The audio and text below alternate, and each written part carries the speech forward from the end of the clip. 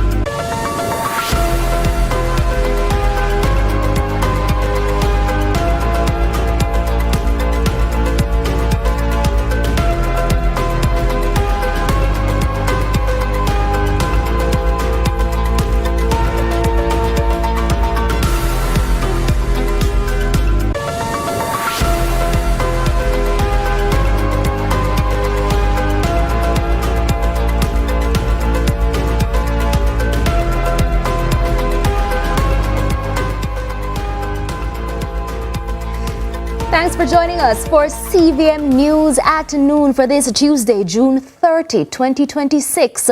I'm Amoy Harriet. Up first this afternoon, CVM News has learned that a recently elected councillor in the South Lamar division in Westmoreland, the PNP's Julian Chang, has tendered her resignation from the party with immediate effect. The development comes after an internal matter that saw Ms. Chang threatening legal action against another party member. Now, details surrounding her resignation are still emerging, but party insiders confirmed that Chang's departure will trigger a vacancy in her division. In the meantime, in a press release by the PNP on Monday, the party thanked Chang for her service to the people of the South Lamar division and her contributions as a member. The PNP says it made efforts through internal channels to resolve concerns between Chang and constituency leadership, but these were unsuccessful. The party added that its focus remains on serving residents of South Lamar and the overall parish of Westmoreland, while continuing its broader mission of public service and development.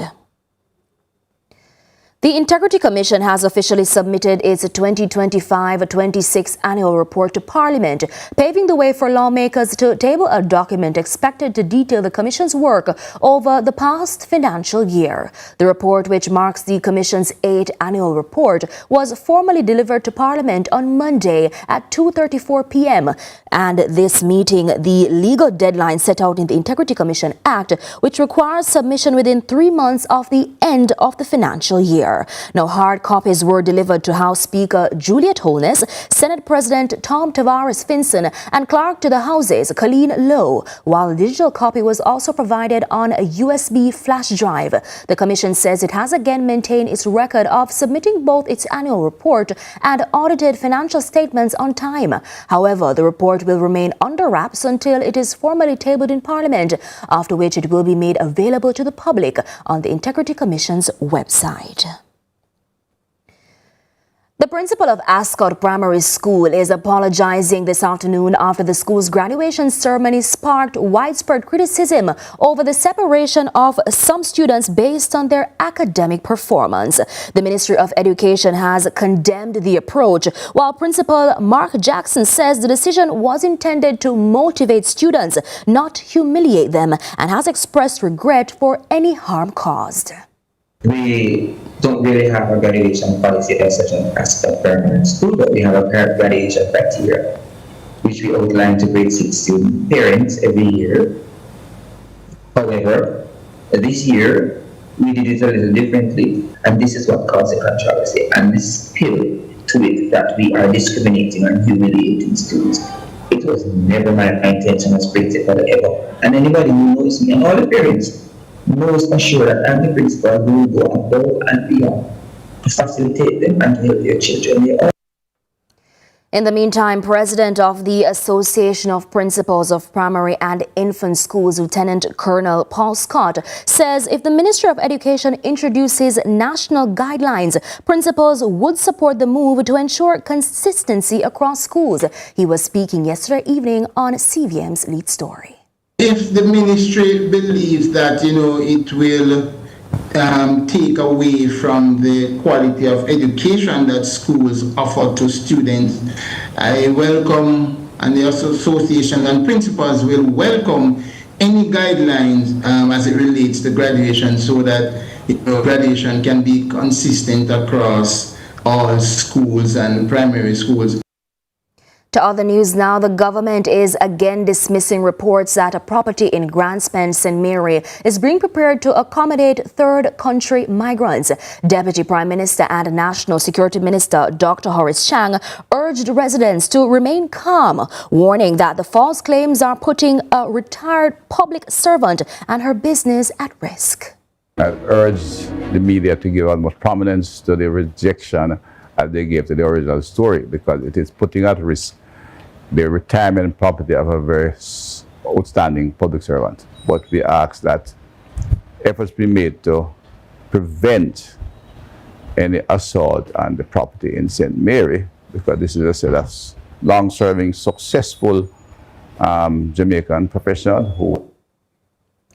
Now, the opposition, in the meantime, is maintaining its call for the government to make public its memorandum of understanding with the United States on the transit of the third country nationals through Jamaica. Speaking on CVM's lead story on Monday, opposition Senator Lambert Brown said the agreement should be released so Jamaicans can judge its safeguards for themselves. The government on around the 10th of June entered into this agreement with the American government. It's a secret agreement. Wasn't told to the Jamaican people. And the issue for the Jamaican people is Jamaica and our government complicit in such an arrangement to send the worst of the worst, the despicables. Now, protesters gathered at Crossroads in Kingston this morning for the Stand for Jamaica demonstration, calling for greater government accountability and transparency. Organizers say the non-partisan protest is aimed at pressing for action on several national issues. Now, beyond the placards and chants, participants say today's protest is driven by growing concerns over governance and accountability. Our newsroom asked what prompted them to join the demonstration. Now, we're going to be hearing more from that protest later on in CVM News at 7. To other news now, the Savannah Lamar police in Westmoreland are investigating the alleged attempted suicide of a police constable at his home on the weekend. Reports are that on Saturday afternoon, the 35-year-old police constable and his wife were at home when she reportedly stumbled upon laptop evidence displaying his alleged affair with another woman. After the discovery, his wife reportedly scolded him and informed him that she wanted a divorce. The police officer then went outside to his car and sped out of the yard. He reportedly went to a nearby establishment where he purchased alcohol and later crashed the vehicle while returning home. Upon his arrival home, the constable reportedly locked himself inside the vehicle using an object to commit self-sustaining injuries. An alarm was raised by the wife, who was assisted by neighbors in breaking into the vehicle through a side window.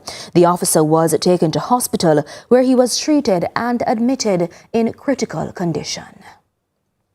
It's time now for a break, but stay with us. More when we come back.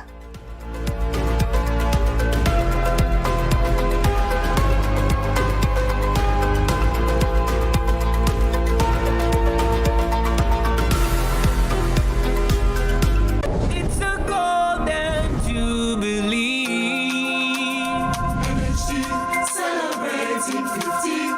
From foundation to rooftop high, 50 years as the cornerstone of the nation. Brick by brick. side by side. We've been building dreams all across Jamaica. Yeah. We're building communities. We're housing generations with trust and care. We light the way with energy. Home starts here. Building communities. We're housing generations with heart and hope. We lead the way with energy. The key to your home. The key is your home. The key to your home.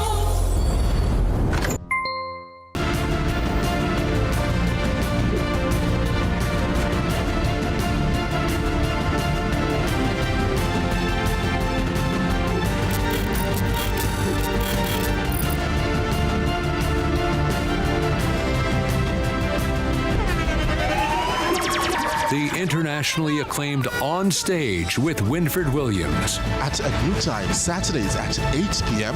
on CVM TV. So much more than entertainment. Tune in to Lead Story. Weekdays at 6 p.m. Hosted by Julian Quarry. The greatest show on earth is here, and Fan Central goes into extra time for 39 days right throughout FIFA's Showpiece tournament, with a Pepsi in hand, of course. Catch the playbook with a tactical breakdown from our expert coaches. Come sit in our fan corner, where you have your say on the day's action. Fame or shame? Who are the best or worst players of the day? And have a laugh as we share some of the best reactions on social media. After the final whistle, it's extra time. Fan Central Extra Time. 8 p.m. daily with 10 p.m. shows on select days where there are 8 p.m. match kickoffs. Fan Central Extra Time is brought to you by the Pepsi Football Nation, where fans make the rules. Football, better with Pepsi. Hey, what up, one? Hi, I am Candy Pang.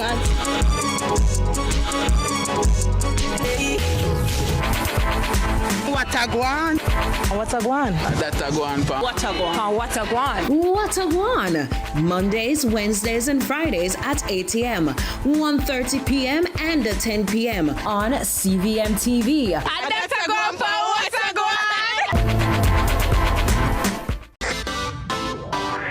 Every dream conquered is another dream game. I land and I fly again like a jet plane. Headed straight in your direction, 'cause I'm wiser, one step closer. I'm winning 'cause I work so hard. And the music keeps on playing, and the people never say we are march up the dance. Oh, what a feeling, don't stop dreaming. Keep on believing in the power of the feeling. Whatever you want, take a chance. Song in your heart, step in your dance. You got a spark, don't put it down, shine your lights on.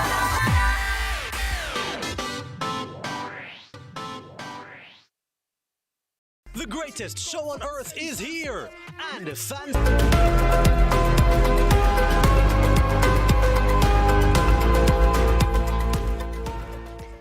Welcome back to CVM News at Noon. We are continuing the news. St. Thomas is currently undergoing transformation, including new housing developments, businesses, and improved road networks. As the parish is being reshaped, the Jamaica Constabulary Force, JCF, says it's staying ahead of those changes through proactive policing and stronger community partnerships. Kevin Black reports. Speaking on the JCF's Force for Good podcast, Area 5 Commander, Assistant Commissioner of Police Howard Chambers, said the planning for the parish's expansion started years ago. The divisions of Area 5 management team, we have been proactive with respect to this because years back we have been planning ahead.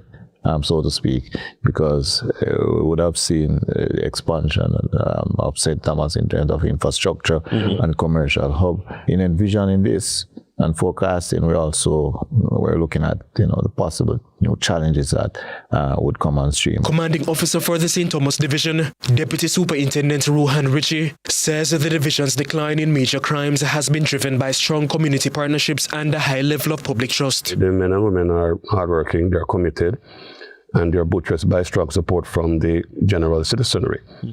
All those gains are predicated on the strong partnership that we have with our citizens in St. Thomas.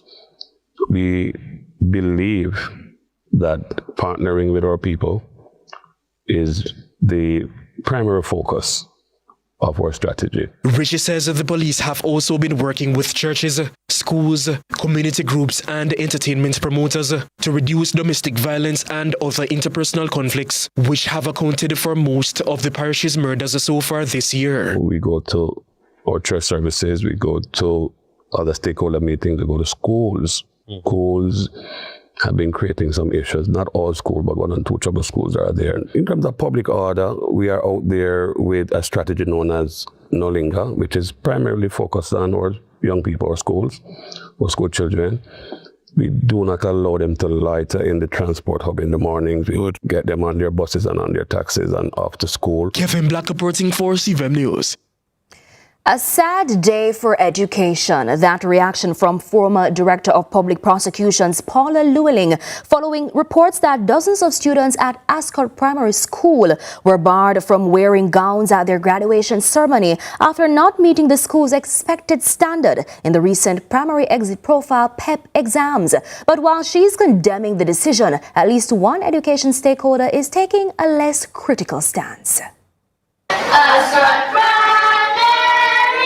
strive to be your very best. Because you know what, Ascot, we want all our children to do their very best at PEP. Principal of the Ascot Primary School, Mark Jackson, in a video posted to the institution's YouTube page a few years ago. It's this pursuit of excellence that has now, years later, placed the school at the center of controversy. On Saturday, reports emerged that some students at the school in Portmore weren't allowed to fully participate in their graduation ceremony after receiving low results in the recent Primary Exit Profile PEP exams. It's understood that the students were barred from wearing caps and gowns, but were instead told to wear their uniforms. The so-called low-performing students were made to march behind their high-performing peers and were seated at the back of the graduating class. Now, CVM News further understands that the school had informed the affected families beforehand of the arrangement, and according to the school, the parents agreed. It was also agreed that these parents would pay a reduced graduation fee. But the report quickly drew public criticism. The Education Ministry on Sunday released a statement condemning the school administration for what it describes as inappropriate and unacceptable treatment of the students. Education Minister Dr. Dana Morris-Dixon said, quote,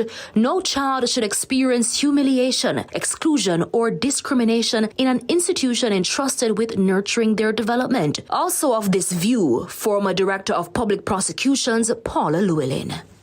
Now, if this particular school is not careful, they are going to be putting these children on a path which is negative. You are supposed to be building up the child, their ability to self-actualize and self-motivate. You are putting them on a path irrespective of whether they got 100 or they just got above the pass mark, or even if they didn't get the pass mark. Miss Llewellyn, who was speaking at a recent graduation ceremony for students at Prospect College, says she believes the school should issue an apology. When this school, if the reporting is correct, sets up these artificial distinctions, it is a sad day for education. And I really hope that they come out with clarification, or if it is really so that it's happened, an apology and a promise that this sort of delineation will never happen again. Now, in its statement, the Education Ministry quoted Ascot's principal as being apologetic for the controversial decision, saying, quote, "Where any of my students have been wounded or scarred, I am woefully sorry and wholeheartedly apologize for this unintended outcome." But according to President of the Jamaica Association of Principals of Infants and Primary Schools, Lieutenant Colonel Paul Scott, who says he has spoken directly to Ascot's principal, the school is standing by its decision. Well, my understanding is that he did not apologize. I spoke to him about that and he said he did not apologize. He said he stand by the decision of the school to, as they want to improve the standard of students. He's taking a less critical stance, insisting the arrangement was communicated beforehand and accepted by parents. In fact, the ministry has published guidelines surrounding graduation cost and excessive cost, but there's no real regulation surrounding graduation. And therefore, we believe from the association perspective that if the school principal along